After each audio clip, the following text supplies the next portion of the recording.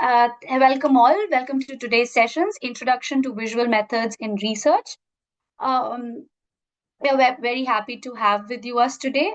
Before we go ahead and introduce about the speakers, I would just quickly like to tell you about Kashf initiative. We are a non-profit initiative which was started by a bunch of friends who had shared academic journeys and in learning in social sciences and humanities. And the idea behind starting Kashf was that to make research and learning in social sciences and humanities more accessible, especially for learners in non-metropolitan regions and underserved institutions. The idea that the experience that we all had shared was that in our academic trainings, we had a simple observation that some of the most foundational skills in the humanities and social sciences, like how we read a text closely, how to write, how to think methodologically, were sometimes often sidelined in our pedagogy and or how to reference when we are writing a text. These were sideline conversations, and all of us navigated it in our own time, in our own silos. So this Kashf was started with the idea where we could come together to share our learnings with each other and maybe make that labor little less tedious for all of us. So over the past year, more than a year, we have had several sessions. We on writing a research proposal, doing literature review, doing referencing. We have hosted writing workshops, even hosted seminar forums with institutes such as Oxford or ideas from Jindal. So we have also held sessions in regional languages, as some of you might be familiar. And we want to keep growing and thinking along these lines and nurturing this initiative of us. So we welcome all the suggestions from your end, whatever they might be. And please reach out to us, drop in a word if you think you have any ideas for any suggestions or collaborations. Now, without wasting any time, I would like to introduce the speakers for today's session. Um, Professor Sujith Kumar Parayil, we are so happy to have him with us. He is a professor at the Department of History, University of Hyderabad. He specializes in modern Indian history, focusing on cultural and visual history, and his teaching and research interests include photography and history, sensory histories, shoreline cultures of Kerala, visuality, and subjectivity. Um, we could not have found a better speaker to speak to us on this very specific topic, so we are very happy to have him with us. We also have with us Dr. Jabir P. He's an assistant professor at Department of History, GITAM School of Humanities and Social Sciences, Hyderabad. He holds a PhD and an MPhil from Jawaharlal Nehru University and an MA in History from the University of Hyderabad. He has previously taught as a guest faculty at the Department of History, University of Hyderabad. He was also an Institution of Eminence postdoctoral research fellow at the University of Hyderabad. Again, Jabir, we welcome you for this session. It is so great to have both of you with us. Without wasting any further time, I would hand over the podium to you. So please go ahead. Thank you. Thank you so much, Vidushi. It's indeed great opportunity in a way to learn more about the visual. I mean, it's indeed although we are part of the discussion this side, I mean, it is indeed a learning experience that I am also looking forward to this. So, of course, I'm presenting it with my teacher, and also I hope the discussion will definitely be a learning experience for all of us in this. So, I mean, the order of presentation, I would start with the session, and then Sujith sir will take over from where I stop. Okay. So I have a brief overview of the session, which I'm going to do. So I'll just talk about in the first section, in the first part, why visuals matter, why do we have to study it, and then briefly after the discussion, I'll just go into visual history, where my work was basically on like how do I look at the visual sources, particularly that of advertisement, which I worked on for my PhD. And then I'll end my part, and then Sujith sir will take over from there. Yeah. So why does it matter? Like, see, we often use visuals or images, photographs, in as a kind of a collaborate, or maybe a substitute, or maybe something like adding to what that the discussion that we already do with other sources. And also, why does it matter? Like the images that we see, we live in a society which is saturated. We live in a situation that which is saturated by images, also different types of images, and we encounter images on daily basis, knowingly or unknowingly, like in our everyday life, be it photographs, or the social media handles that we use, advertisement, films, posters, and so on and so forth. So we are living in a society, we are living in a condition that we are, it's full of images. I mean, it's not that we cannot ignore the presence of images in our daily life, we knowingly or unknowingly, or deliberately or not knowingly, that we interact with these images, we try to make sense of the images. And this is how, in a way that it is important, in such a way that it is becoming a part of our life, that it is important to see, or it is important to look at the images and how it makes sense or it makes meanings to our life overall. So then why do we, I mean, it's not something new that we are talking about. The images become an important thing in our life today. Like we have been interacting with images like historically, like the writing system. I mean, the our interaction or engagement with the visuals predates the writing system itself. Actually, the cave paintings that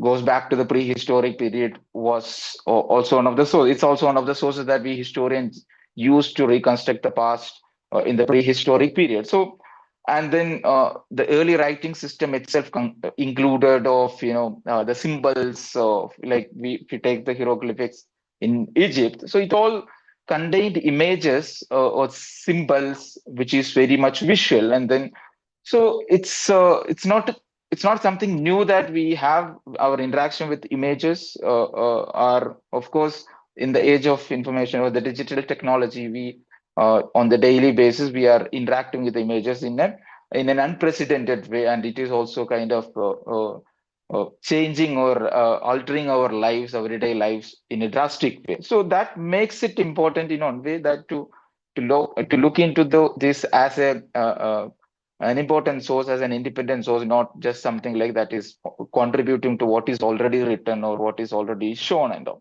So this is one way, like how I look at the images, like of course with the technological innovation, technological developments that you see, the photographs, the images. I mean, like today's world, you have social media where you have visuals penetrated in all aspects of our life and all.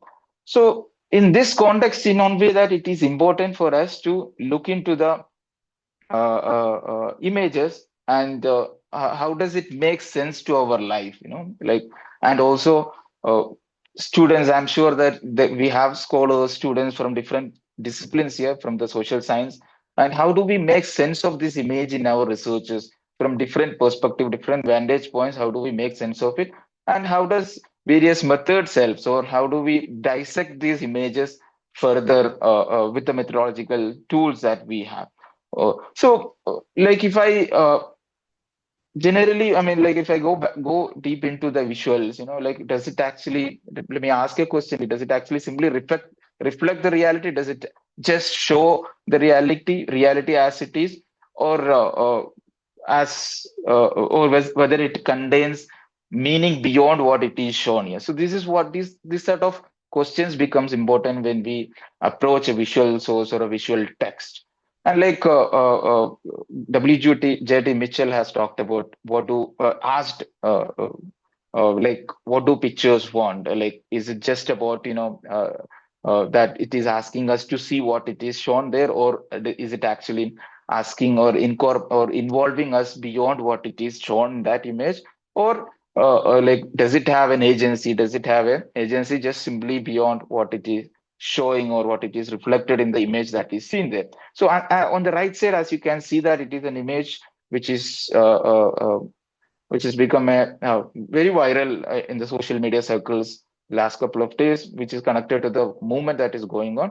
So it's not just an image. I mean, it represents, or it has a it's a strong image in one way, that it talks about a lot of things about the power, about the brutal force that was used on students, and it was the resistance from the students, from the protesters, and all. So it talks beyond what it is shown there. I mean, people do share it without even. I mean, like this was shared by many people overnight. It became a sensation. And and so it shows that actually, I mean, like there is something for an image.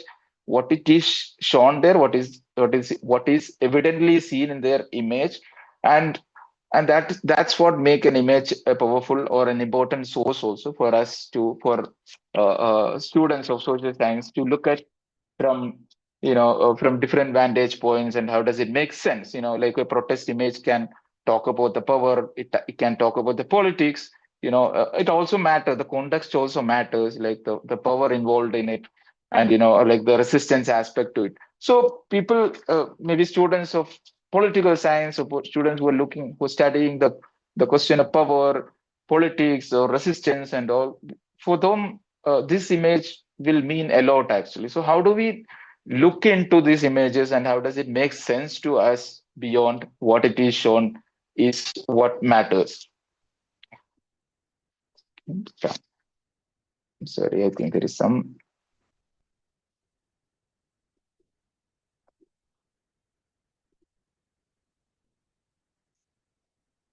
seconds.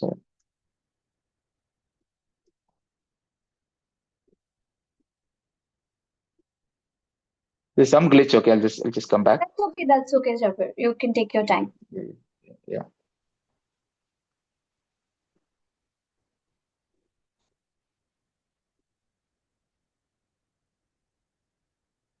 Yeah, it's back. Yeah.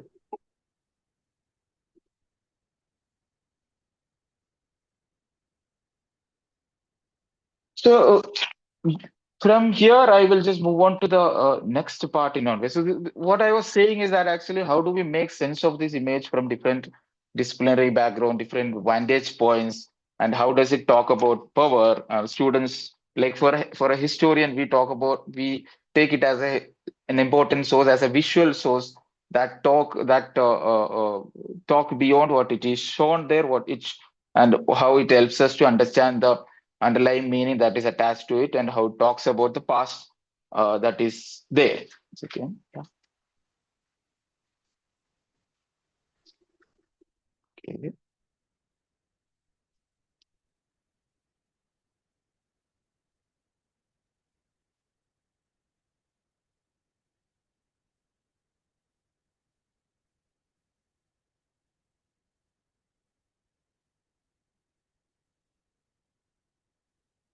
Jabir, are you there?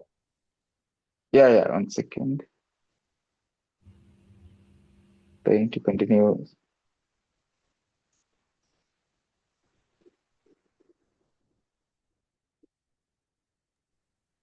Jabir, if there is some issue with the PPT not working, you could always share it with us. We can also share it on the screen here. Okay. Yeah. Okay.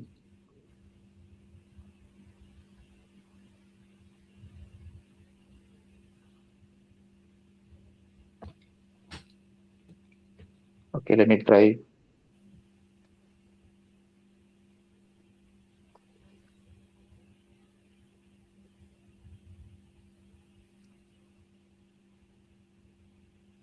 Okay.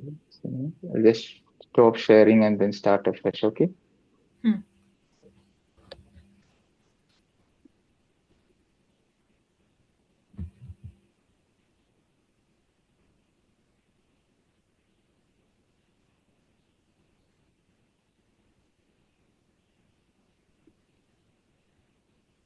Here we can see the PPT now. All right.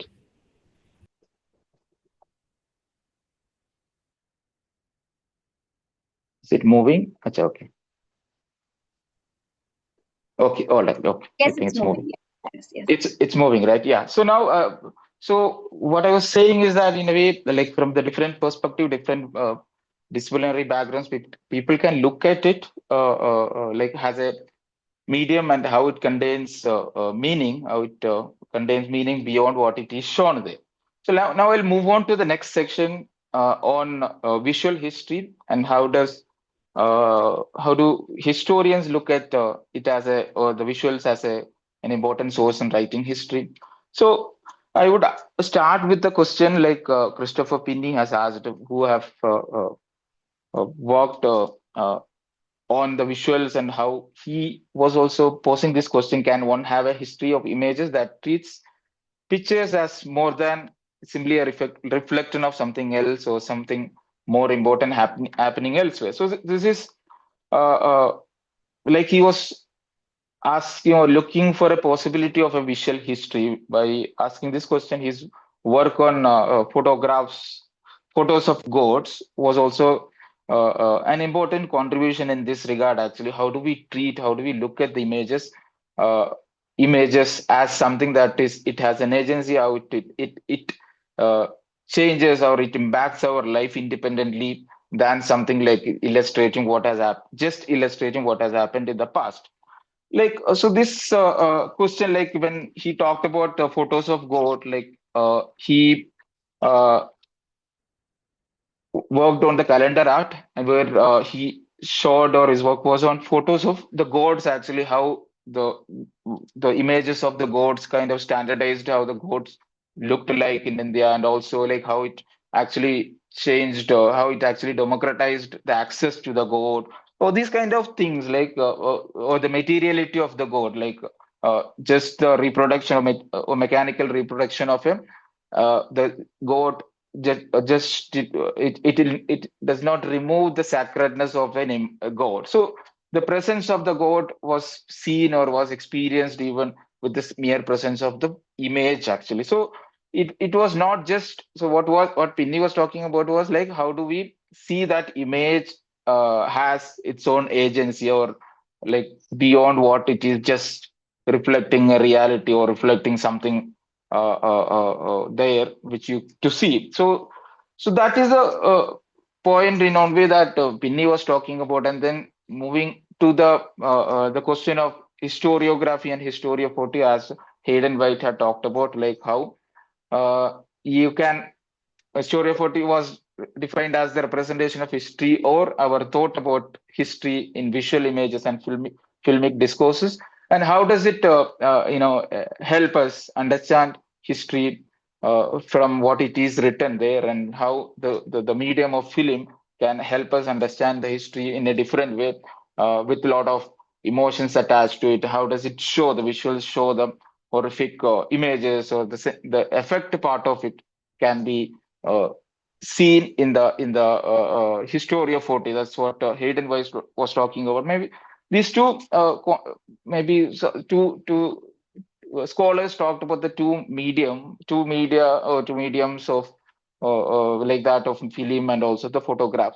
Now I'll move on to my work in one way, that how do I look at advertisement. How in my research I basically looked at the advertisement that were published in magazines and newspapers in the early 20th century Kerala, where I tried to look into the question of how the images in a way created certain notions about modern subjectivity, or notions about the cleanliness, or notions about health and well-being, and so on and so forth. So how does for me advertisement as a source, or as a source for writing history, or like if you go by the term advertisement, how does it work, or what is it? It is just a medium to draw attentions to some product which has been advertised, or does it have some meaning beyond that, was a kind of question. How does it become, how does it import, how it created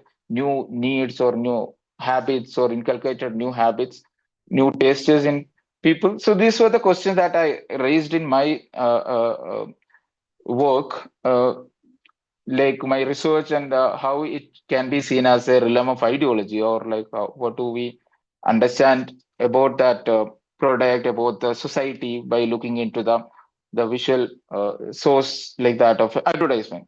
Now when we when we dissect the medium of advertisement, or as a object, or as a source, or as a text, as a visual text, how do we understand the meaning of advertisement, or any image, that for that matter? So this is where the methodology also comes to the fore, and which can be used for people who takes different types of the visuals for their respective researches. And also, like, how does advertisement make meanings, where then you have to dissect it into further, like, like advertisement contains both visual and also the verbal power. You have captions, you have text attached to it, and also you have visuals attached to it.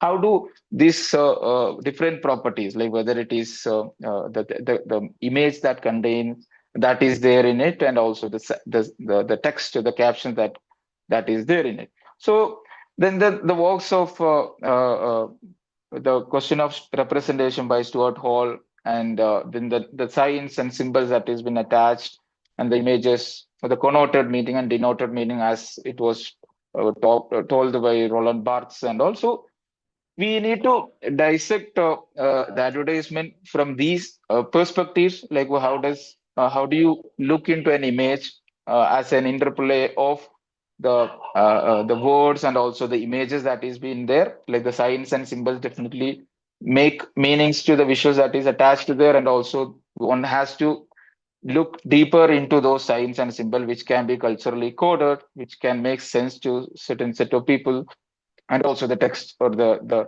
captions that has been used in it. So connoted and denoted, like, you have a certain uh, captions that is been there, which can be read easily by anyone, but then there are also underlying or hidden meanings or messages that is attached to it, which one needs to look into these aspects of an image when they study, when they look into it. Like, let me just show one image actually. This is from late 19th century, one of the magazines in UK, where it talks about it. This is like famously used advertisement of Pear soap to understand the ideology of the colonialism, like how they depicted the colonial subjects, or the natives, or the colonized, in their various visual discourses. And also advertisement as such, like, what does this image says, the man's burden. It is just uh, an advertisement, or it is just an object, or a medium to sell a soap, but it also carries a lot of meanings attached to it. One has to look into the visuals that is been there, and also the text that is been mentioned there, which is been given, like how does it normalize the racial hierarchy, like how does it justify the white man's burden, and also how does it associate the cleanliness with white. So soap as a commodity came, like as a image, or as soap as a commodity, it came with the ideas, with the notions of cleanliness, with the notions of hygiene, and so on and so forth. But it was being kind of, like being given, or maybe it was being preached by the ideology of the colonialism also in one way. Like, it talks about if you go into the images, it has two parts, if you can see that, the images and also the text that is being there. And like the white man's burden, it is through the teaching of the virtues of the cleanliness. So there is, like, it is also constructing the idea of the white as civilized and clean, and opposite to the colonized, or the natives as not so clean and not so civilized. So in the first instance, it can be just an advertisement, it can be just a marketing strategy by a soap company, but it also carries a lot of meanings attached to it. And one has to understand this visual language. One has to look into the signs and symbols used, and also how does it, like, if you look into the question of representation, like the absences and the silences within it, actually, like, it doesn't talk about the exploitation, it doesn't talk about the racial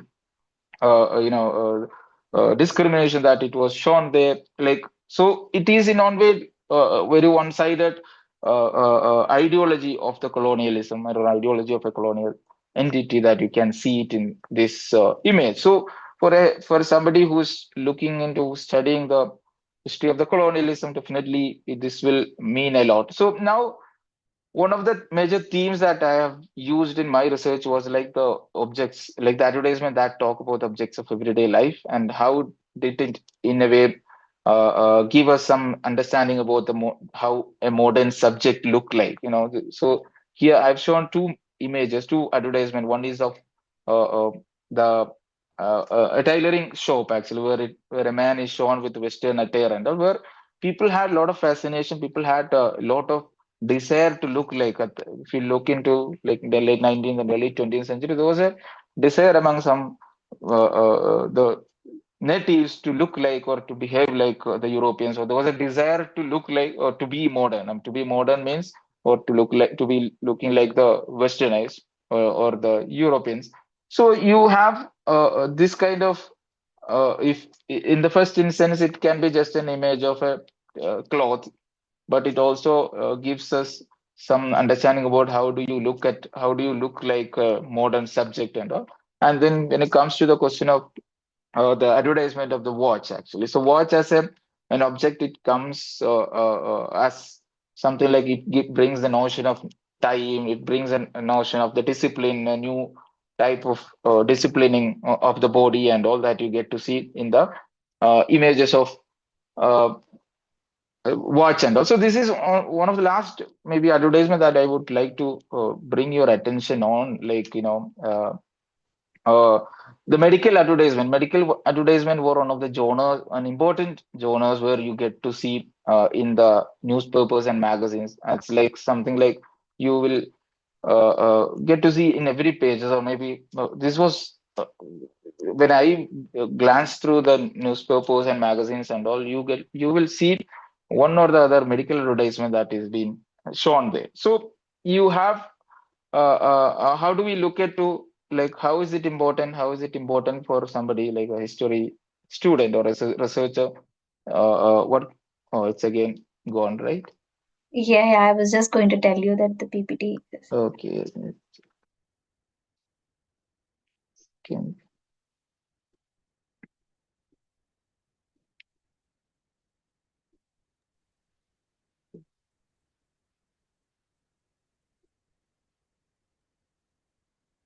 Until Jabir is pulling out the PPT, I'm just putting on the chat box some of the scholars, name of the scholars that he mentioned in his presentation until now. If you just want to copy paste that for your reference later.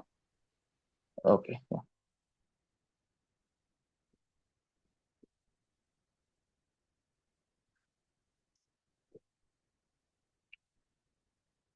Yes. Okay. So what do we see it in this Saturday? So this is in Malayalam actually. Like the title goes like you have, of course, the captions in it, uh, and also there is an image of a woman who's carrying a baby. Okay, so you have to see the captions and also the images in it. Like how does it make a meaning? Like this is a advertisement of a health product or a health drink that is for women. Actually, it is catering to the need of women. And whereas the title goes like like it is actually addressing her husband. നിങ്ങളുടെ ഭാര്യയിൽ വലിയൊരു ശ്രദ്ധ വെക്കുക, in the sense you should have like you should be careful about the health of your wife. So what does it say actually? Like you need to dive, or you need to look at it uh, uh, maybe with a critical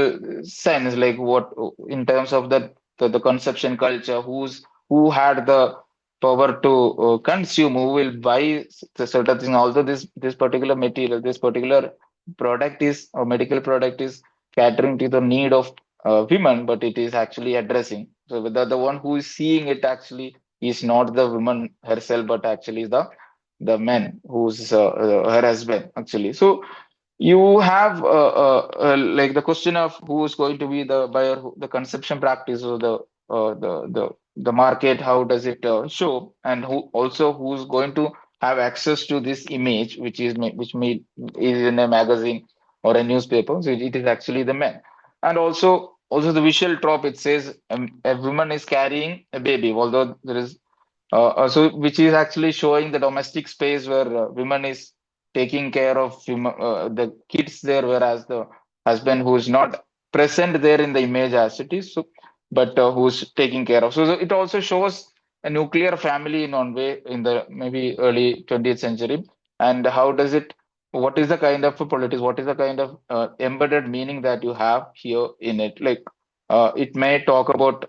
Oh, it is gone again. It may talk about, the domesticity, the idea of a masculine or idea of a womanhood, idea of a domesticity in the early 20th century Kerala. So, yeah, it's again, gone. Last. Yeah, so my that was my last picture. Okay, I'll just to conclude my section and then maybe we'll go on to the next part. So my question was actually how do we look into the images in its by looking into the various aspects in it, various properties, whether it is visual or also the text actually, and how do we understand the meanings in it? So the meanings can be culturally coded. One needs to have some prior understanding, prior knowledge about it, but definitely the you have when you look into the images, when you look into these images from a certain period, like going back to maybe 100 years ago, so these kind of symbols and signs and are used in this one to make meaning, and also like this is very much culturally coded, and also that's how it becomes a source or an important source or a visual source actually, which is trying to visually tell you about that society, and also as a realm of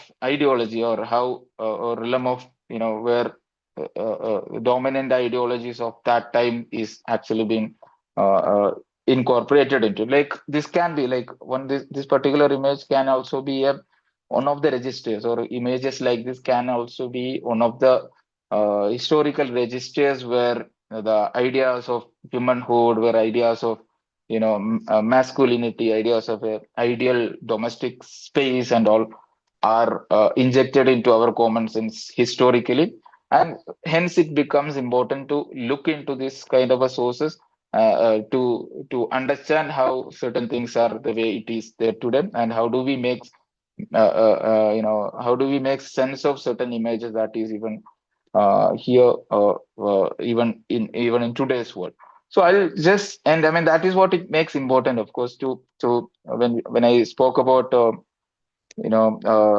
Stuart Hall and the question of representation. So it all like the husband is absent here. Maybe the husband is present here in the as somebody who's gazing it, as somebody who's viewing it. But how the woman is being represented here is also along with a baby, or a baby. In a way, it also talks about ideal motherhood.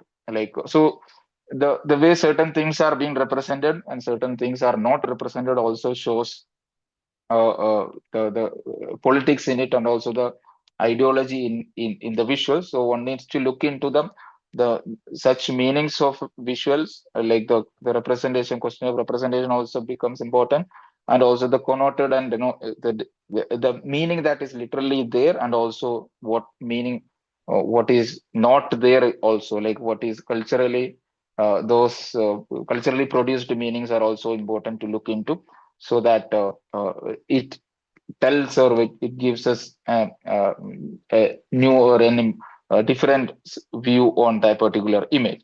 So I'll just stop here. Maybe we'll take up the questions if there is any questions already been raised. Do we need to take that questions now only, or at the end of the Uh, session? we could do it at the end of the session together, Jabir. So after you and Sir Oh, have both spoken, Sujit sir. So I would request Sujit sir maybe to okay, share his screen and yeah. okay. I'll stop mine.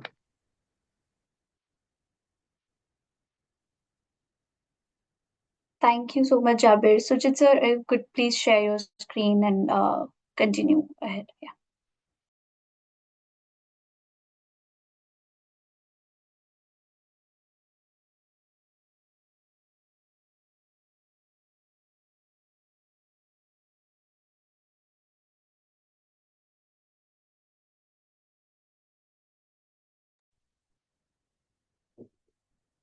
Uh, Good evening. Thank you, Jabir, for making my job very easily, and thank you very much to the Kashf team for giving me this opportunity. Am I audible, Monica? Or, Yes, yes, Yes, you sir, yeah, can, you're you're yeah. audible. Thank you. So. I'm really happy to learn that Kashif team is really doing well, doing training and organizing talks in relation to the social sciences and humanities for the researchers and the students.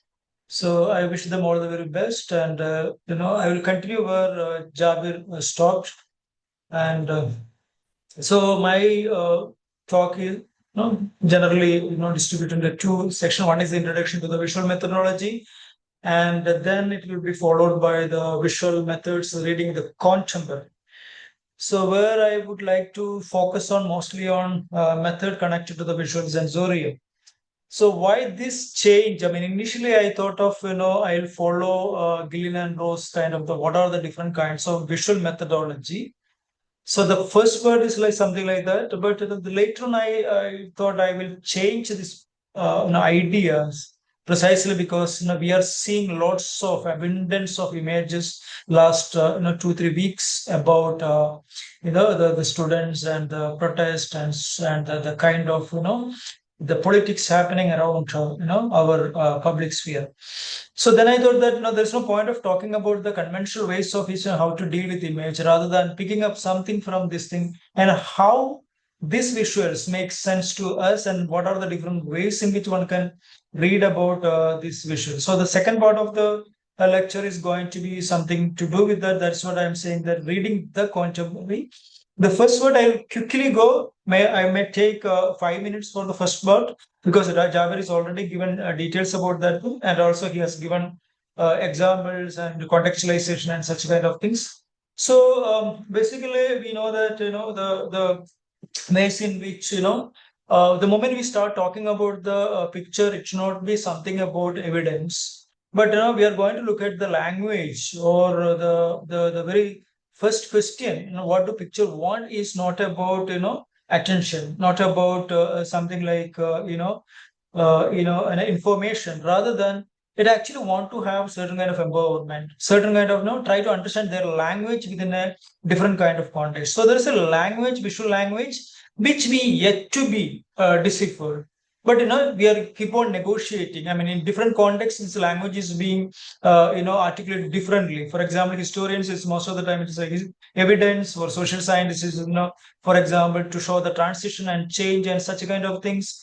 And but actually, picture want to something more. I mean, how you are going to articulate the very notions about the ontology of the picture or the agency of the picture, or the ways in which how one can articulate what the picture actually empower, rather than something we should say that. I mean, there are plenty of images are actually circulating, and it need to be addressed specifically what it is actually talking about. So in that context, we have to categorically make this classifications as the vision. What we see generally is something different from visuality. The questions about visuality. So the visuality is always determined by social fact, cultural determinism, and the particular kind of ideological or the discursive field in which that particular visual are emerged. So most of the time the visual methods are connected to that particular kind of domain. So then as Jabir has already pointed about the Mitchell's idea. So there is a particular kind of language it's talk to us. Sometimes it's in evidence, sometimes it's literally, but at the same time it also leave a space because we do not actually know what the exact language of the images. So in that context, for example, when you watch a cinema, when you see a photograph or a painting or a museum object, it will produce different kinds of emotion, different kinds of sensibility, different kinds of information according to the subjectivity or the location in which you are actually located. So this is what which is a gulf unbridged by language. So this particular kind of magical power of this thing is that we attribute many meanings to that. So it's a magical pre-modern attitude, and sometimes we worship the images, sometimes we give make it as something like as a part of our social life or an emotional object and such a kind of thing. So hence, what Mitchell says that in order to understand the image, you have to approach it symptomatology or symptomatic, rather than just giving an evidence or information, whatever it is, what you can see. So more than what you see, image is what you are unseen otherwise, or there are invisible elements connected to that.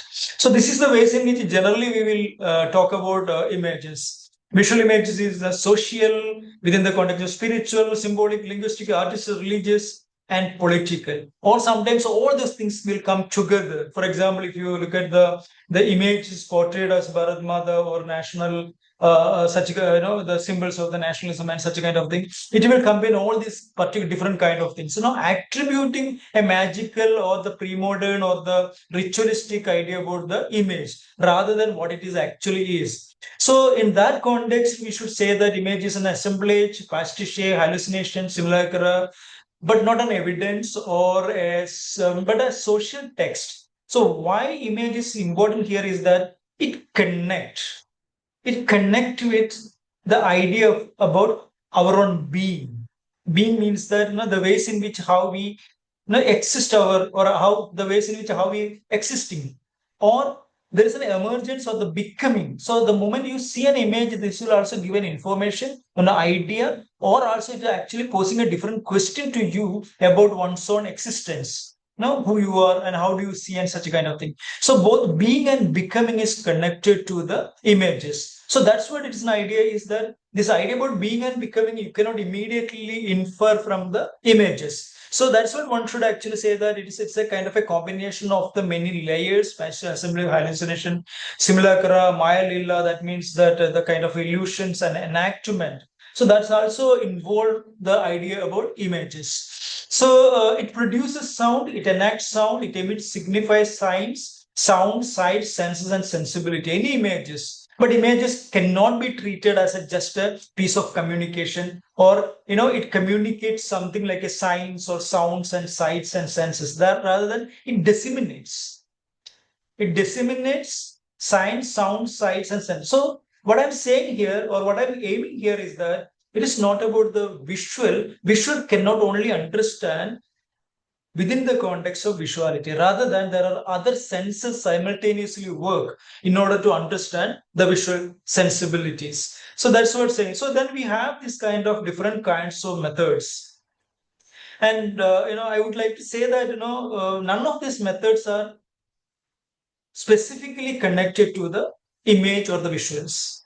So this is like social science and humanities and psychology, or the psychoanalysis. We do different kinds of methods, and drawing different kinds of insights we use, or we actually coin a term called visual methods. So there is no specific methodology connected to the visuality, rather than there are different kinds of, kind of thing. For example, content analysis, in the visual analysis, look at the appropriation or disappropriation, or the kind of degree of the uses of the space and the vocabularies and the imagination, such kind of thing. Semiotic analysis must be already, I think, Jabir is already pointing out. We are looking at the different ways in which how signs are, SIGN, signs are distributed, within the surface, as well as the a frame of the images. I mean, one can think about Roland Barthes' idea about the camera lucida, or his work connected to the image, music, and text, where Jabir was talking about the connoted, denoted, or indexical, or Perry Bourdieu's idea about the ways in which how it actually articulates the science of the cultural embodiments and the cultural capital and such kind of things. And then obviously you can use the discourse analysis, something like that, how apart from the signified meanings, apart from the different kind of signs, like the denoted sign, or the connoted sign, or the punctum, or something like that, there is an institution governed by, controlled by, conditioned by the hegemonic discourses that also contributed the contents of the images. So this is something like that. There are a particular kind of apparatus that create and condition the visual perceptions. the ways in which how you take an image, how you draw a picture, or how you arrange sequences, and everything is determined by not by the technology, but the technology is part of the larger panopticon or the institutional structure which controls the almost all technology and the subjects. So the images and the objects are just a docile objects and the subjects in that discourse analysis. Then comes to the most important, I mean, especially with regard to the film studies and the photography and the gender studies, the people are actually looking at the psychoanalysis inside, where three important things are there. One is that, looking at the idea about the gaze. So we do have lots of work, for example, film studies and other thing. They were trying to say, looking at gaze as something as a context of bhakti, and we say that there's a ritual, sacred gaze, something connected to the darshan, and on the other hand, the sexuality connected to the notion is there. For example, Laura Mulvey and others talking about, the gaze is always oriented with the male gaze. So the patriarchy plays a crucial role in terms of the visual formations, and this is extended into almost all spheres. And in relation to the gaze, sexuality, subject, symbolic subject or symbolic object, and then it extended to the domain of the consciousness and unconsciousness. So this is the normal, or what you can say, the kind of prominent visual methods which most of the time people will follow. And then comes to the questions about effective economy. Effective economy is that, and if you look at all these four things: content analysis, semiotic analysis, and discourse analysis, and psychoanalysis, apart from psychoanalysis, all those things are actually dealing with the different kinds of the conditions, the institutional, the dominant, the overlapping ideas that, in a way, cater the visual perceptions. But when it comes to the questions about effective economy, there is a slight change. What is happening there is that, you are bringing the body into the question, or the effective visual method is connected to how body plays a crucial role. It is, what, because we could say that, the ways in which how return of the body, I mean, the power of the body, the politics of the body yet to be deciphered. So that is one of the most important potential aspects of the visual method connected to the effective economy. So what I'm going to do here is today is not about talking about these four things or the fifth thing, but I am going to give you an idea about a composite or the kind of critical visual research methods in relation to the contemporary. So what is contemporary? I mean, contemporary is that, we all involve, and what we call the Gen Z. I mean, they create a revolution today. So Gen Z and, or the contemporary belongs to the space in which, the how you make sense about the world, not only about what is defined and determined by a dominant ideology, but, you have a different perspective.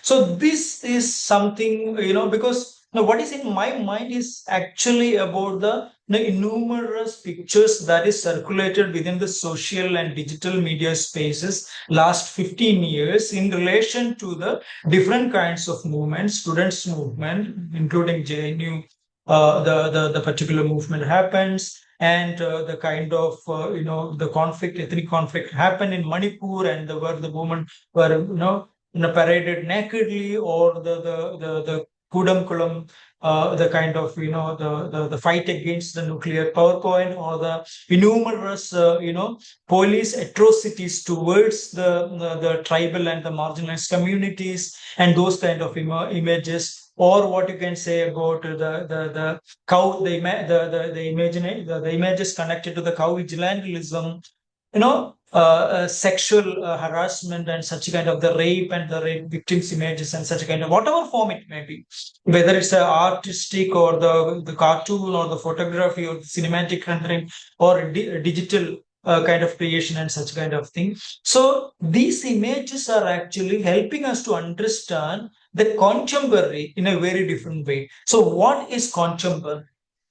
Prior to go into the contemporary, these are some of the work, which will help us to understand the what I would call the sensory methods, or what I would call the visual method connected to the a contemporary thing. Thomas Ellis's work about media archaeology, Laura's marks about haptic visuality, where they are bringing seeing is something like as a touch. You are touched by the eyes, right? Media archaeology says that a single image can have multiple layers, like an archaeology, and it is not a particular kind of temporality. There are different kind of, so a media can also produce uncontemporaneity. So that's what Elsa's kind of thing. So what Elsa's point, idea is very important here. He was saying that what you're seeing may be an evidence, but you can see an image other ways. The meaning can be the something else. So that's the media archaeology. And then comes to the Shobak's idea about the embodied spectatorship, what I'm going to talk today about, the embodied experience of seeing or the feeling of the images. And Jill Bennett's about the affective memory, which is closely connected to the different kinds of memory, how that memory activates the collective or the posthumous memory, or what you can say about the memory connected to the cultural memory, or something like that connected to image, how that activate when you see an image. So these are some of the basic kind of ideas about the larger theoretical premises which I follow in order to understand, or in order to develop a visual method connected to the sensory visual methods. So what is contemporaneity?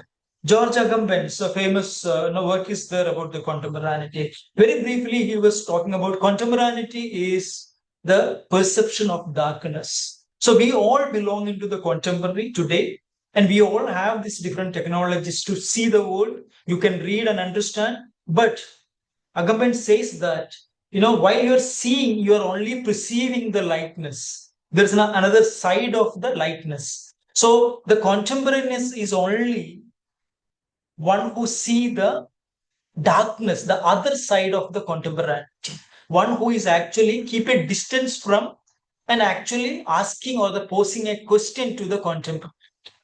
So this is what his kind of thing. So this is something to which will help us to understand the kind of privileged blindness that we possess, because we see everything in a black and white.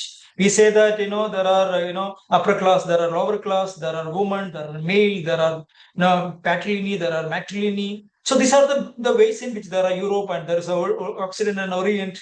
Now this is actually a kind of the privileged blindness produced by the modernity. So we tend to believe in that context. So we always say that we tend to put all our knowledge within this particular kind of Cartesian perspectivalism, and then we say that okay, this is part of either here or there. But the moment you pose a different kind of questions, you disassociate with the kind of the lightness while being firmly rooted there, but at the same time look at the apparatus, look at the kind of the other side is. Then you can see that how your mind or our consciousness is filled with the idea about the privileged blindness. So now what I'm going to do here is that looking at some of the images I will show you a little bit later. So is there any ways in which we can develop a new methodology that will help us to understand the political ontology of the image, what W.J.T. Mitchell talks about, the agency, the empowerment, right? The such kind of this thing, especially an image always possesses this particular kind of thing, and it has its own language. So how we are going to understand the political language of the images that actually being disseminated, circulated in everyday life, I mean through the social media, through the advertisement and such kind of thing. So in order to understand these things, we need to understand, or at least briefly to understand, what is the ways in which the subject is being formed. Subject is in a flex, not completely formed by any of the discourses, but subject is a processual subject. So this subject, whether a subject within the image or a viewing subject or a seeing subject. So subject have the two kind of thing. One, a subject which you are seeing in on an image, and on the other hand, a subject who is actually observing, or who is actually a spectator, or who is actually an audience, whatever you call it. I mean, observer is also there, the another terms in relation to modernity.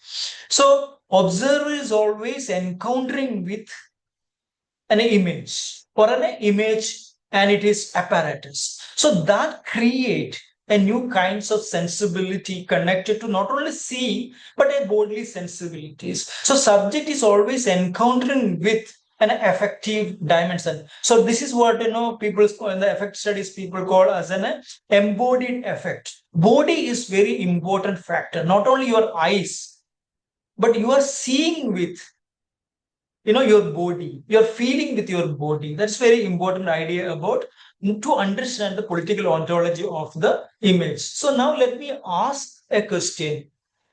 The question is something like that: why do we look at images? So the simple answer is that to know, to understand, to get some pleasure as an evidence of something. And at the same time, it's connected to the idea about act of being and becoming. So making sense about the world.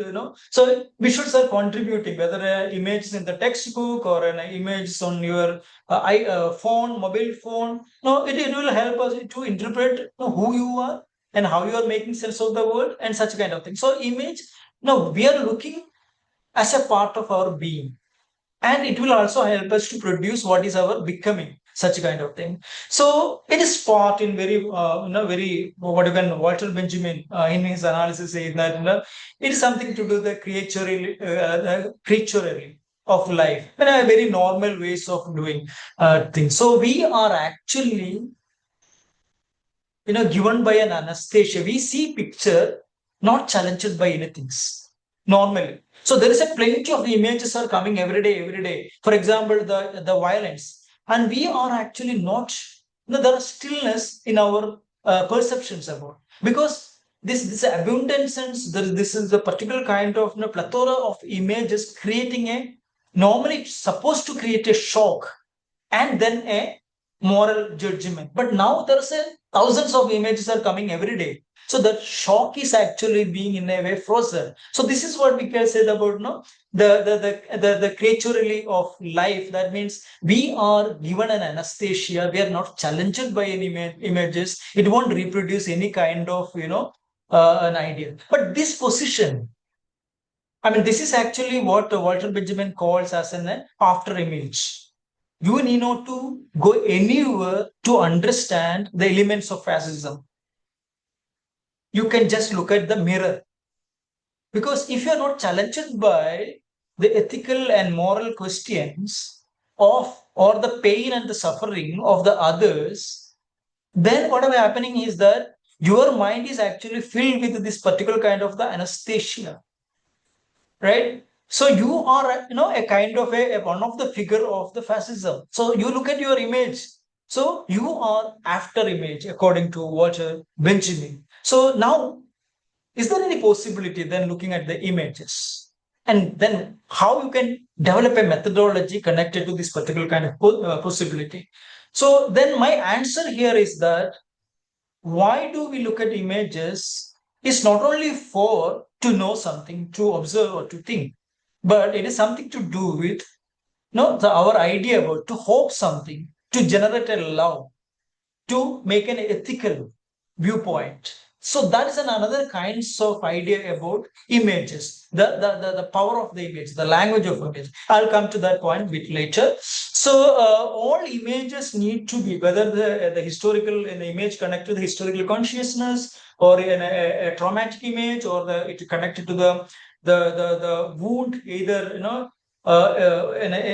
inflicted by the caste or the gender, the kind of what kinds of violence, whatever all such, you can simply think about three important elements connected to the visual narratives. One is the aesthetics, ethics, and politics.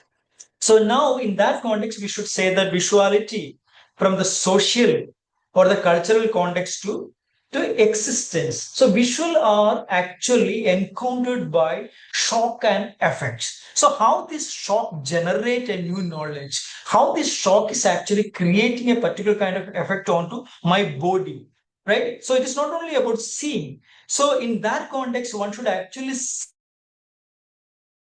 see image, text as something as a sense mediating object or a tool or a site So as an object which connects to the senses and therefore connected to self into the world of the reality and fantasy.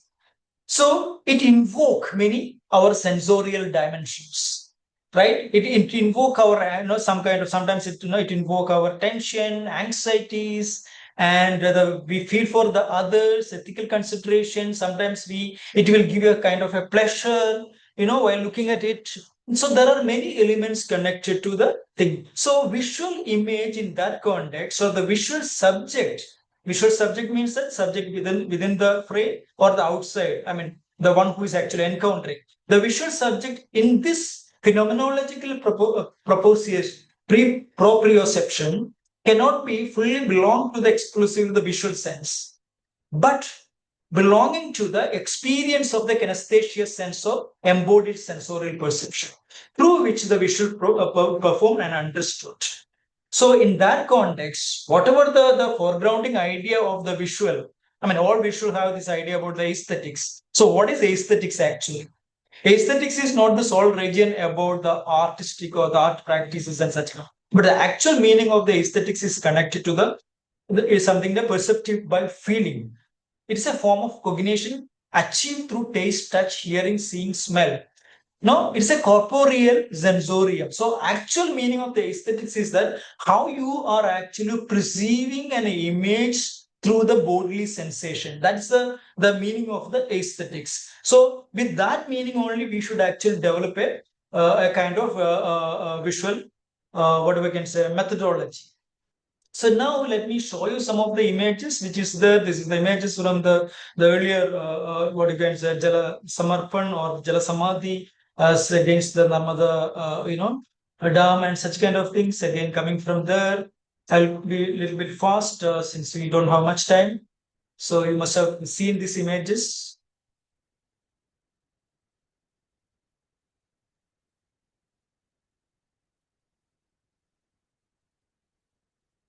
This is image from Delhi and Rajasthan.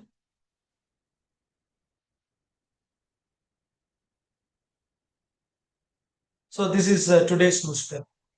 It says that see here, please, I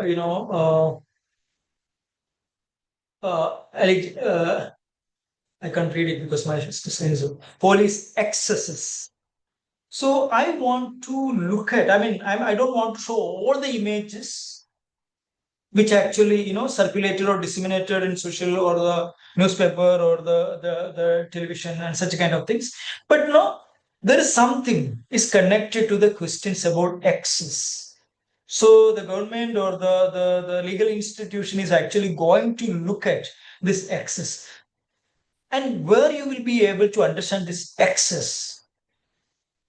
All images, whether it's a peaceful or whether it is actually a kind of, what you can say, very creative movement. Now, all images, or it's a very violent, the atrocities of the police and the brutalities and such kind of thing, it actually connected to the questions about excess, right? So it is not about what is in the picture, but it creates certain kind of feeling onto your body. So the common episteme of all these images which I have shown are induced the arbitrary violence and injustice inflicted by the state on the vulnerable life of the human. And the stark visual exposure demanding an intervention of the state to protect their life. But as Butler says, they appeal to the state authority for the protection, but the state is precisely that from which they require protection. So this is the quite contradiction. There are hegemonic discourses that actually exert the violence and the vulnerable life, as for example, the bare life, right? They are actually asking for protection from the whoever is actually exercising that power. So then now the question is, the image actually contain this particular kind of dilemma. There is a certain kind of thing is that there is a particular kind of problem, like they cannot actually do something more. They need certain kind of moral power. So that frames claim for social responsiveness and recognizability. So these images which is circulated the images of the violence which is circulated to us is actually asking us to social responsiveness or the social righteousness and the recognition. So, I mean, this is Nancy Fraser. The later work says that without recognition and distribution of the justice, you cannot achieve equality. Okay, so now these images, whatever the images or the videos or the cinemas, whatever you say that this actually it produces certain kind of excess of this particular kind of what you can say, bodily violence inflicted onto the victims or the survivors or the refugees and such kind of things. So in that context, each frame invoke a field of affective intensities, stands in relation to radical exterior to discourse. You cannot understand, it is not there in the picture, but you can only sense it, right? This particular kind of feeling. Just recollect, remind you about the kind of images in the last 1 week we are getting about the ways in which so you cannot actually articulate all those feeling what you are having, and people are actually pouring and supporting these images precisely because this image tells them a different stories. So that cannot be actually accommodated within the linguistic or philosophical closure of the normal language. So visual has a particular potential language which will help us to understand the agency or the autonomy of the images. So that particular thing is what we call as a figural excess by Lyotard in his discourse and figure. So this is one of the crucial methodological stanza one should say. What are the excess meaning that produces? So now, if you're going to understand the image and the political economy or the political meaning of that images or the ethical meanings, what need to be understood is the political ontology of the image. So how the political ontology, please remind me about the time. Okay, if I am taking too much time, just let me know so I can stop then and there. Just if you could wrap this up in 5 minutes, would that Yeah. be possible? Yeah, sure. I mean, no hurry. No, you can take your time, but I think No, I will a wind good it up time. in Yeah. 5 minutes. Yeah, within 5 minutes. So what I'm saying is that there is a political meaning, there is a language exterior to the image, and that language produces the political sensibility to the people. So it is not coming from the image. So for example, Arila Azuli used to develop a concept called the political ontology of the photography to show this power of the image and extend the interpretive possibility of its connection with the sensuous formation of the political self. So we are all in a way connected to the idea about certain kind of ethical and moral principle based on the larger idea about the politics, nation, nationalism, citizenship, and such a kind of thing, irrespective of the social. So there is a difference between the social and the political. So if you follow that the social, the political kind of things, then there is a particular kind of interpretive possibility in order to develop, and which she said that the political ontology of photography that function within the public discourses and it's bound with the manner in which human being exists, look, talk, and act.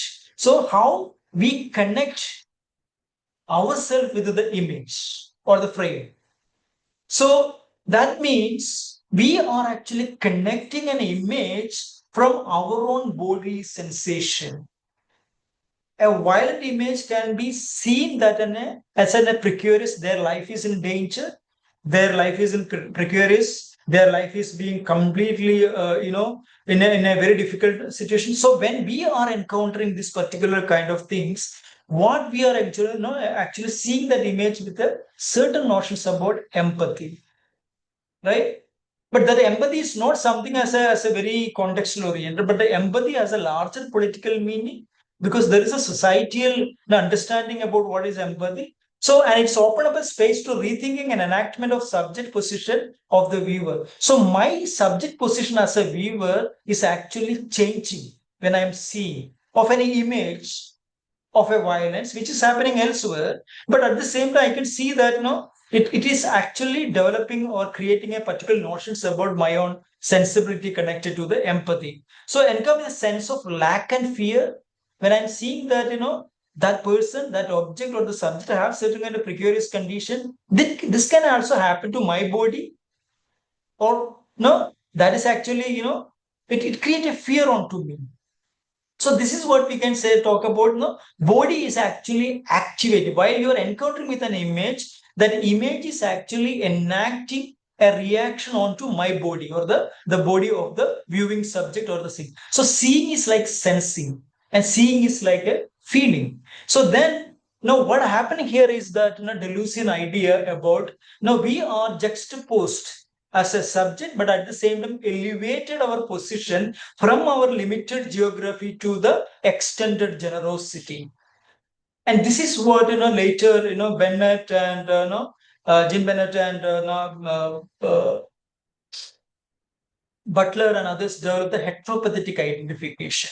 So whatever kind of identity we do have, which is actually, open to, because our mode of existence is challenged by the image, and that actually posing a different questions, and then we are actually elevating our position as something as a global, or something as a human, or something as a citizen, right? So experience the existence or experience beyond what is known by the self.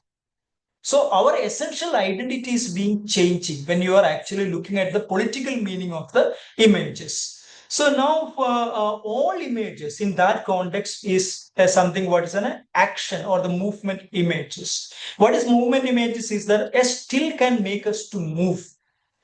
A still image make us to think, right? So there are three signs connected to, in the methodologically, there are three signs connected to an image.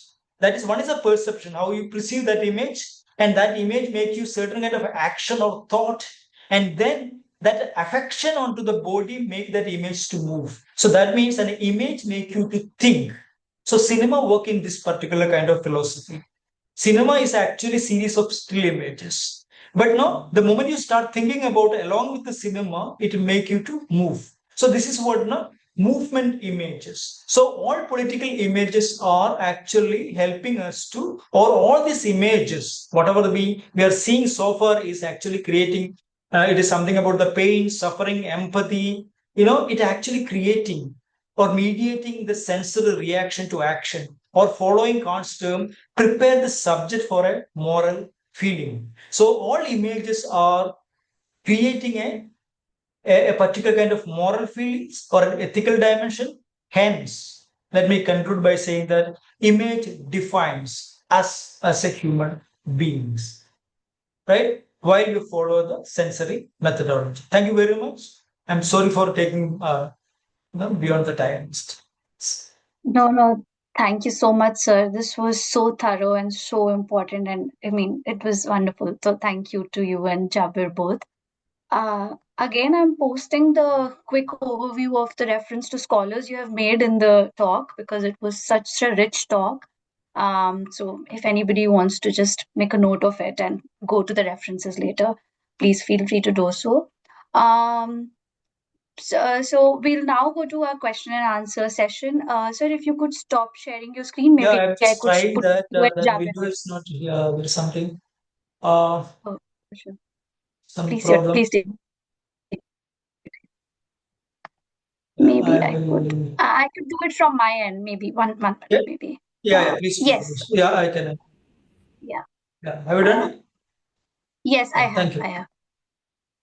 Uh, thank you, everyone. This was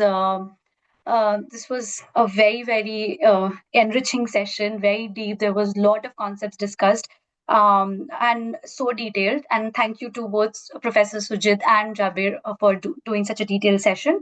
And thank you to everyone for being here, actually. And again, congratulations for all the effort that people have been out there in protesting, and then what we have got today as a news today. So congratulations to everyone to where we have arrived today. Now go and thank you for making time for this. Please feel free to write your questions in the chat box if you want to do so. If you're comfortable asking them aloud, please raise your hand or just unmute yourself and ask your question.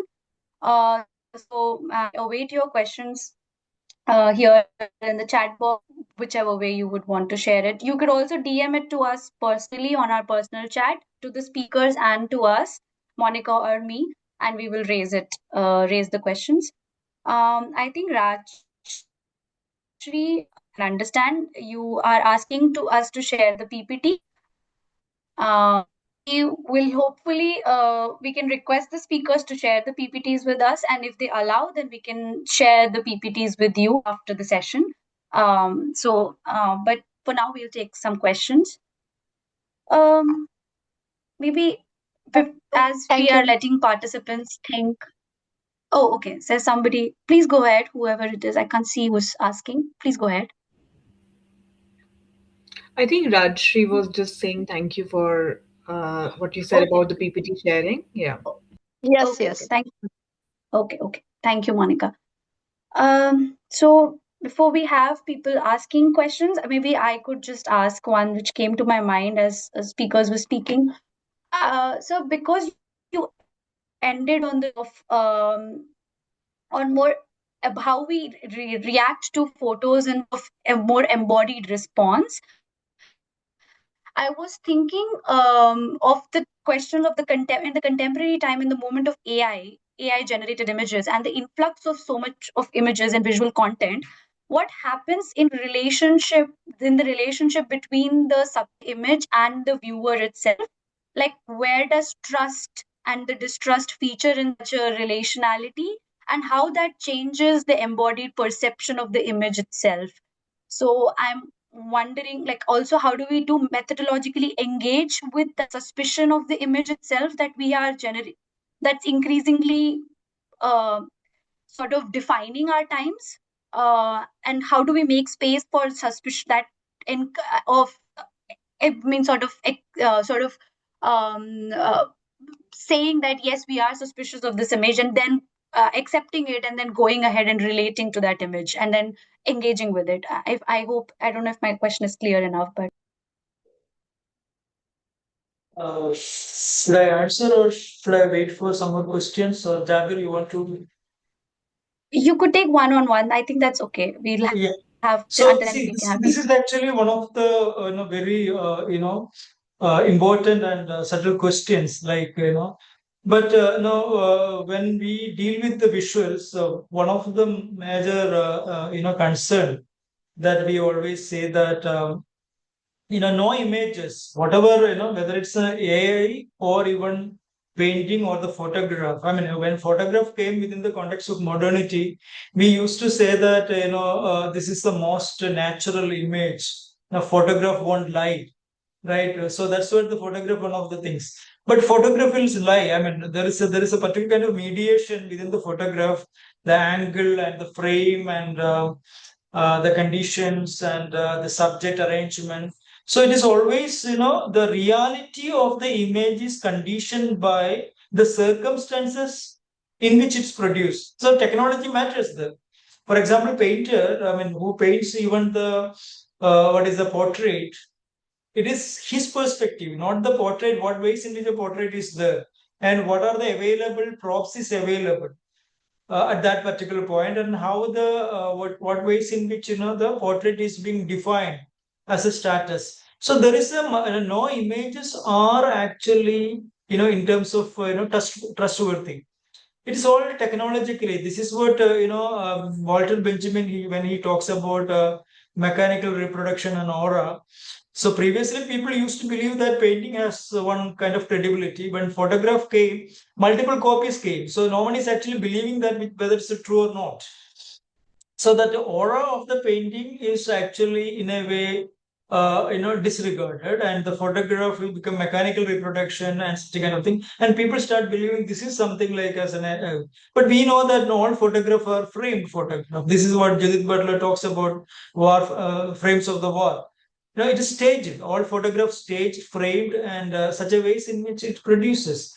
And even the AI generated kind of thing, we should actually understand not about the what you see, but what are the signs which indicate certain kind of reality, or certain kind of it will help you to understand certain kind of feelings and understanding. So no signs are this is No, I'll give another example. So one ways in which we can say that the subject, you and I, or the sitter, the whoever is the picture, and everyone is actually a visual subject. They know that whether it's a AI produced or whether it is a reality. I mean, in a given time, initially you may note that, but in a given time, you know that this much only you can trust these images. There are certain kind of truth and there are certain kind of other elements. But otherwise, it is something as a technology, it has its own limitation and such like things. So this is the ways in which most of the time we try to understand the images. And this is also true in terms of verbal. For example, if you read a novel, autobiography, or even a historical text, it's a present-oriented one. A historical text, if you know that a historiography and such kind of thing, most of the time it is a present oriented. The subject position of the author is very important. His ideology, his moral position, his kind of methodology, and everything is important. So, but still we believe that there are certain kind of truth or the reality which can be still inferred. So that is only, I mean, in cinema, for example, when cinema comes, cinema is not something like us, and it's just producing mechanical kind of thing, but there are pre-existing kind of knowledge. For example, when Falke produced his cinema, he goes back to the what you can say about the mythological kind of context. So that was the reality. I mean, it's not about the real, but a mythical kind of thing. So the folk tradition, the narrative context is continuing. So whether whatever the narrative forms we do have, whether it's a verbal, visual, oral, and such a kind of thing, or a digital, there is a particular continuity is happening. Within that continuity, one can say that there are certain things you can take as something relatively truth, relatively real, but otherwise all these things are actually mediated. Thank you.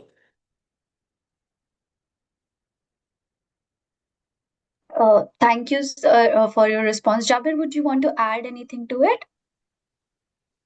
No, ma'am, just that. I mean, nothing is as sir was talking about. I think no image is neutral in that sense. Everything has been produced in a uh, uh, with certain politics attached to it. And also, like one has to be critical about the circumstances it is being produced. So that critical thinking has to be there when even if we are looking at an image which has been produced long ago, and also in the context the question that you were asking about the images, that is definitely putting us in a difficult situation, that how do we look at like the whether it is real or not. It's creating a lot of issues currently, but of course you have to be going into the like you have to approach it with a critical mind. That's it. Yeah, nothing is neutral in it.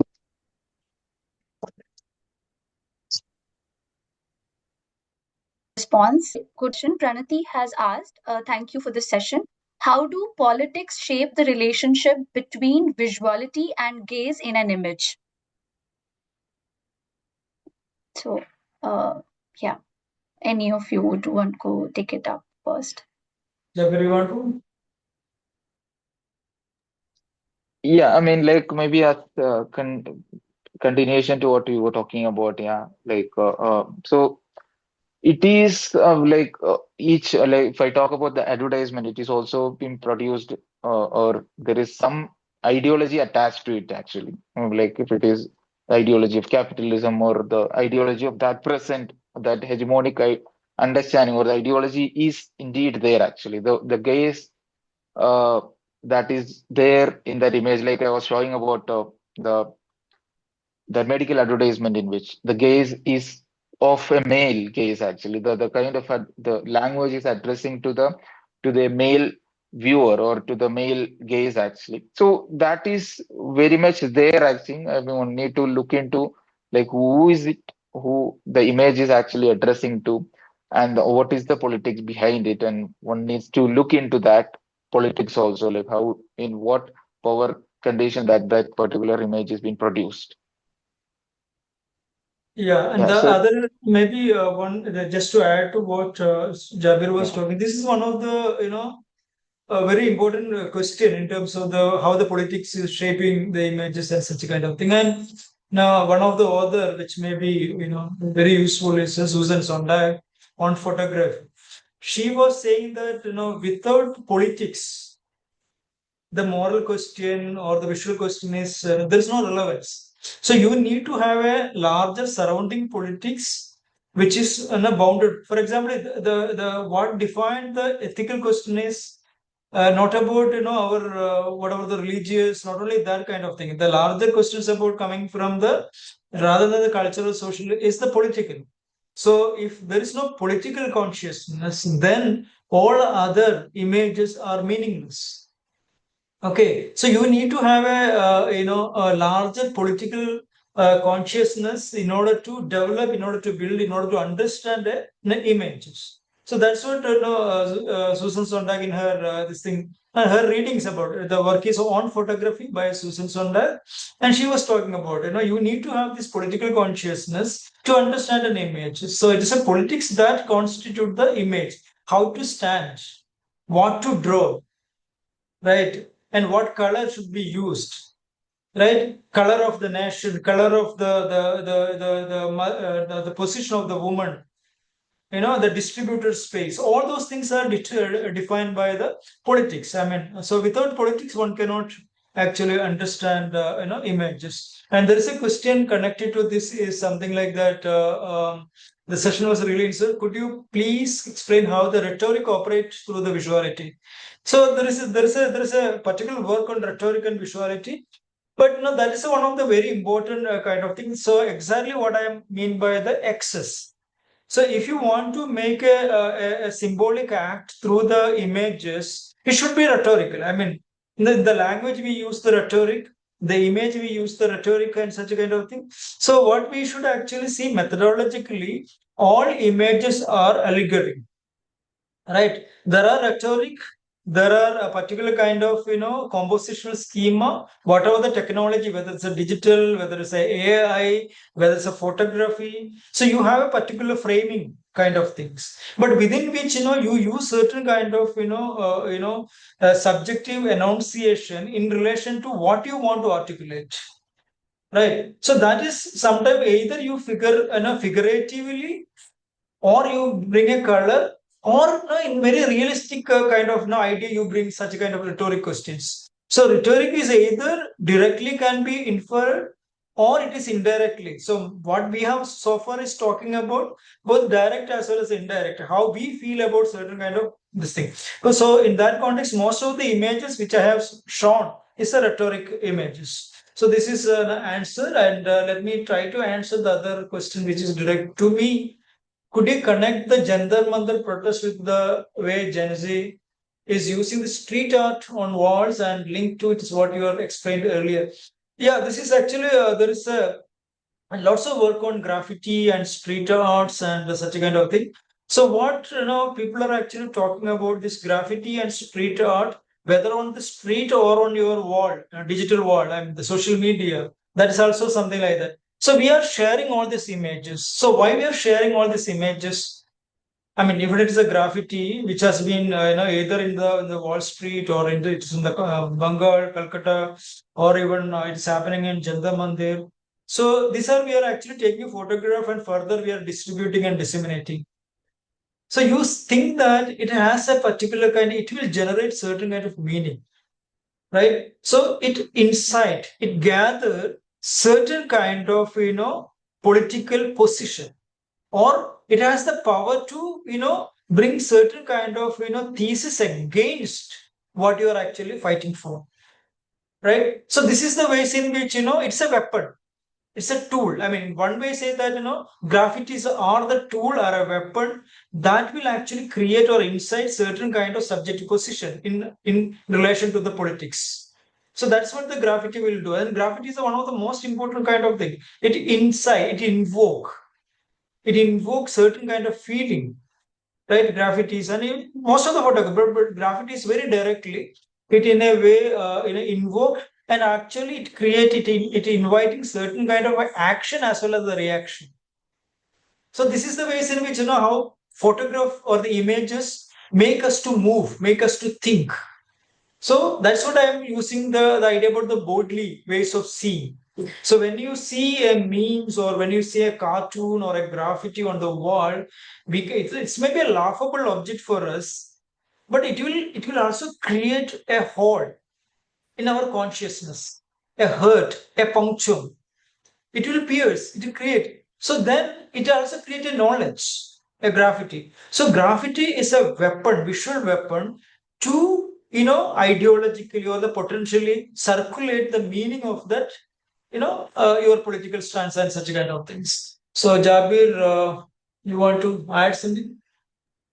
Yeah, no, no, yeah, something that you're talking about how Bats talked about the punctum, like something which maybe hurt you, like in a way that, like the who's the Joe Sacco. I mean, Joe Sacco's graffitis was also kind of in the way that it hurts you, like it actually stops you for a moment. Also, like it is making you think further. Also, like the graffitis and all work in such a way that it is creating some sort of an effect on you that it is making you think uh, uh, uh, for a moment in a way like that. That's how I think all these graffitis work actually.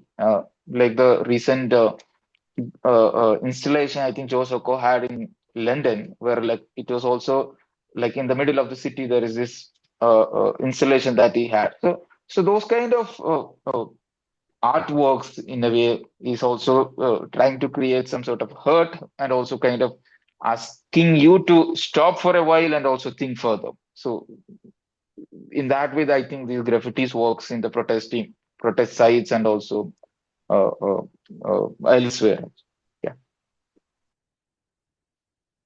Thank you so much, Jabir and Professor Sujith, for answering that question. There is a question that it was a question in terms of Rajshri again who's asked if there are any Marathi books on the subject of image.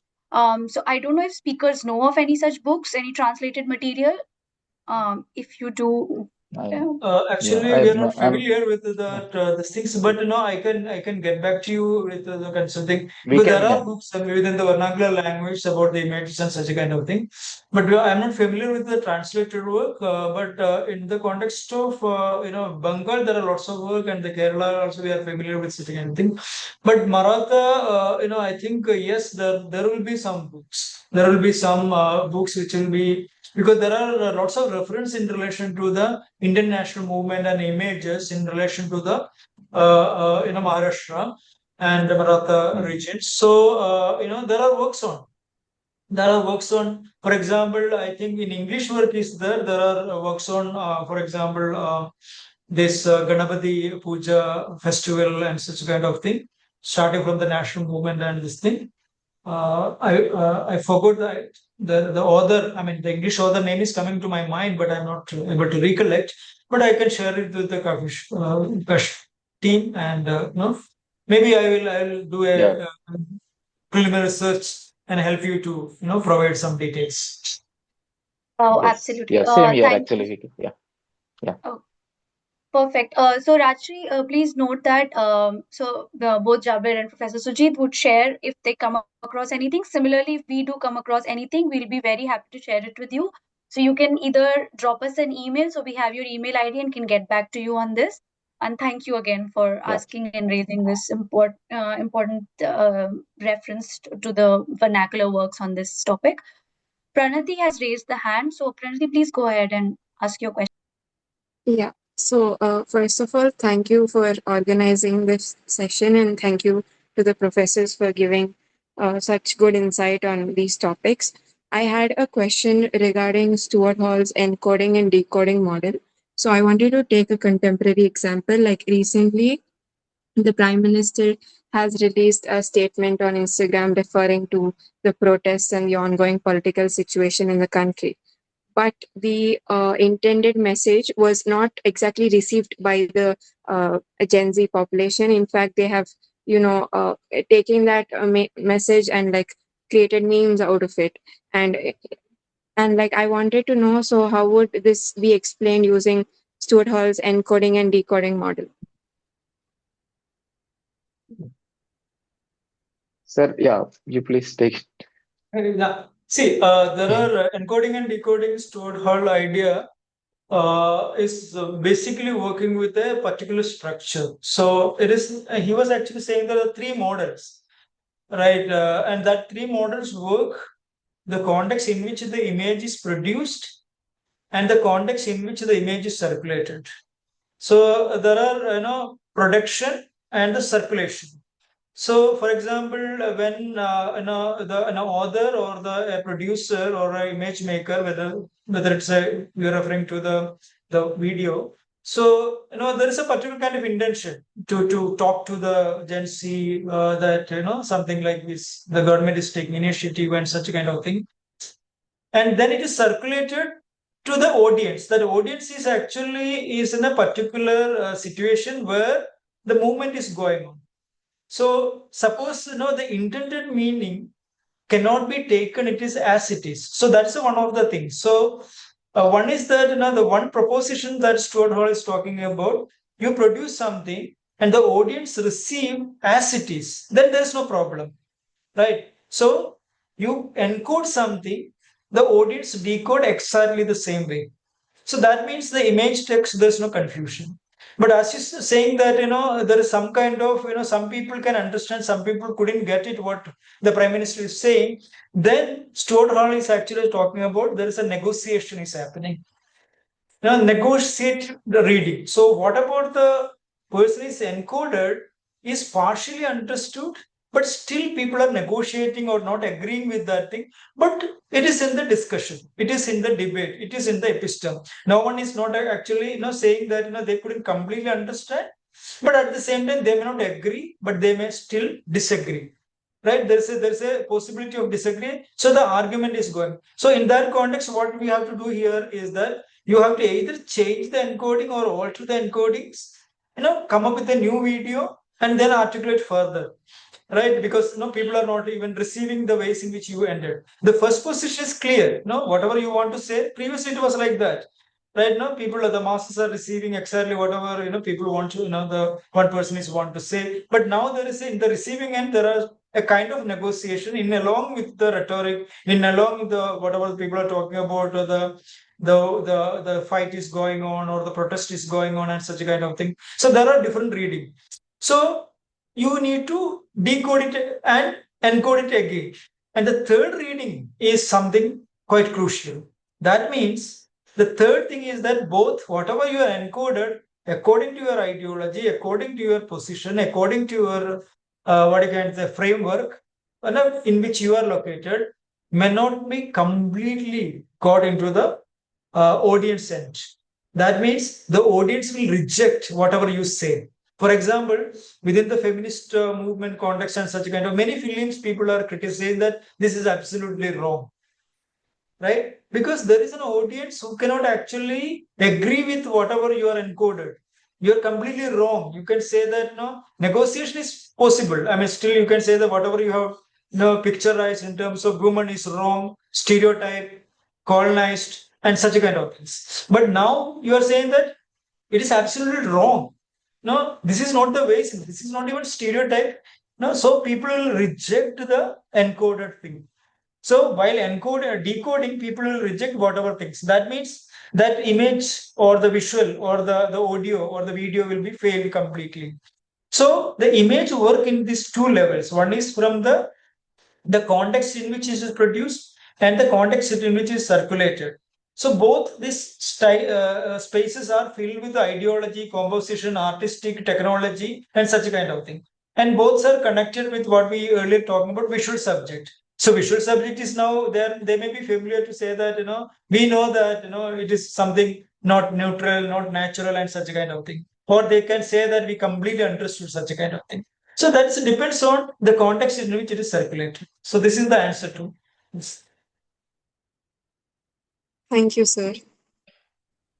Thank you. Jabir, would you want to add anything to it? No, I think Sir has put it well, I guess. Okay. Thank you. If there are any more questions anybody would want to ask, raise. As we already said, there are no silly doubts. So if there is anything like in even a basic question you would want to clarify, please feel free to ask, raise your hand, or else then we can close the session. If there are There's no this more one more questions. question by Sabin Ara on could you connect the Jantar Mantar protest with the way Gen Z is Oh, using I street art think laws? that was answered, Monica, right? Sir did answer Yeah, that the query, answer. so he took it up. Yeah. Yeah. So, I yeah. actually have two questions. So in case there are no further questions, maybe we can close with this. Um, Yeah. so if both of you have time, maybe I'll go ahead. Yeah, Okay, so please. I have one question to Jabir sir and one to Sujith sir. So to Jabir sir, I wanted to ask. So you began by talking about power and resistance and how using images as sources of research could reveal power and resistance, and how we can read that into images even when they are not showing necessarily that directly. Even though in the beginning we did use an explicit image. I wanted to understand that I understand that how an image can be looked at critically and how can that become a source of research itself. But what I would want to understand is that why should one go to images at all, right? So what is the case for visual methods, in the sense that how is visual methods transforming the questions about power and resistance? How is it helping us look at power and resistance differently? And I think you kind of pointed to it towards the end when you were showing that image of the mother and child. But if you could just want to for it might be helpful for participants to kind of understand also that how can new questions be asked if we use visual methods, to put it briefly.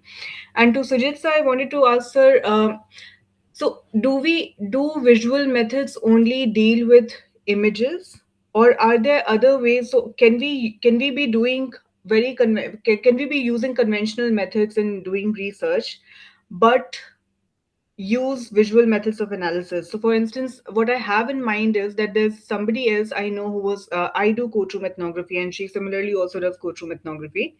But in analyzing her courtroom ethnography, she makes sketches of the courtroom arrangement, right? So, how are these representations of what we find on the field in visual terms? How is that placed within visual methods field? And if you have just thoughts about that. Yeah, thank you so much. Yeah, maybe I'll start. Yeah.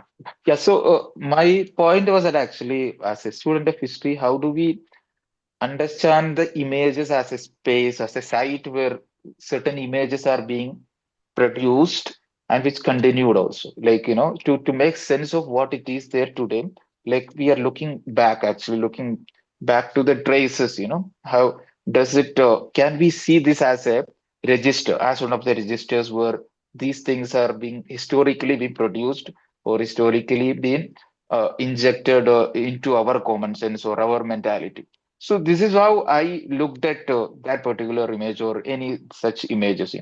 There is this kind of notions about something like a cleanliness or like hygiene, or the idea of a domesticity, or the idea of a masculine self, or a idea of a woman. How certain images look so normal for us actually.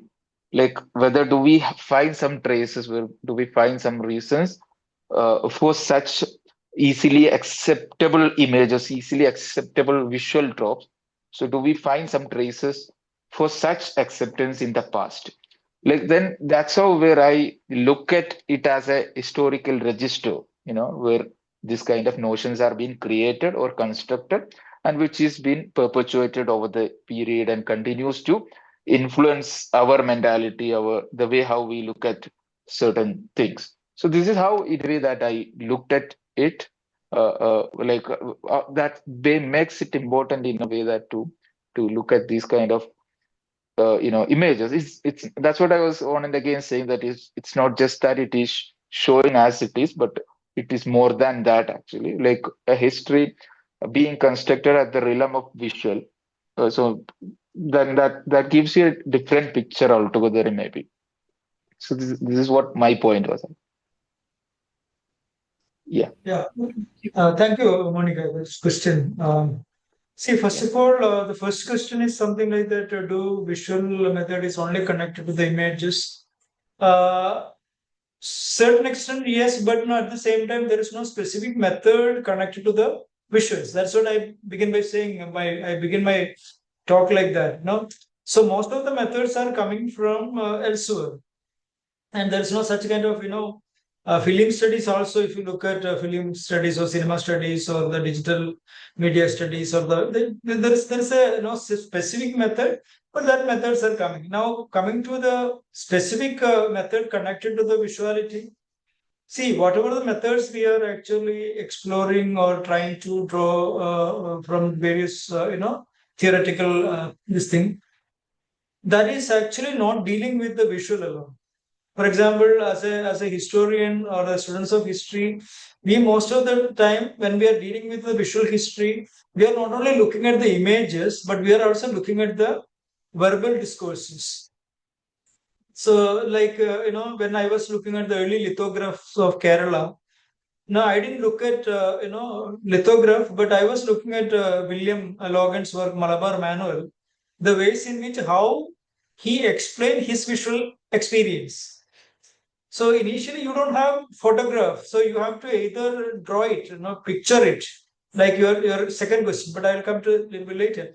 But what he was saying that my visual experience is something like that. So he is actually verbally explaining the visuals.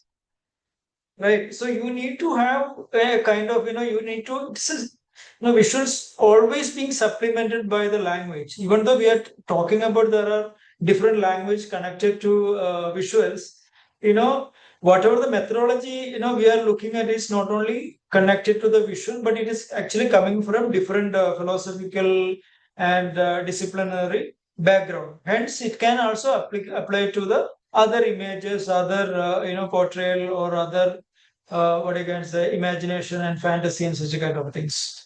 Reading, I mean, the visual methods and such kind of thing. Connected to your second questions about, the researcher who is doing about visual ethnography. I mean, that's very interesting kind of thing. Last week, I went to Mahatma Gandhi University to evaluate, to conduct a viva. The thesis was on urban history, urban development of Cochin. It's very interesting thesis and brilliant thesis. One of the chapters is about visual ethnography. And he was not a visual studies and such kind, but he drew things while he was doing field work.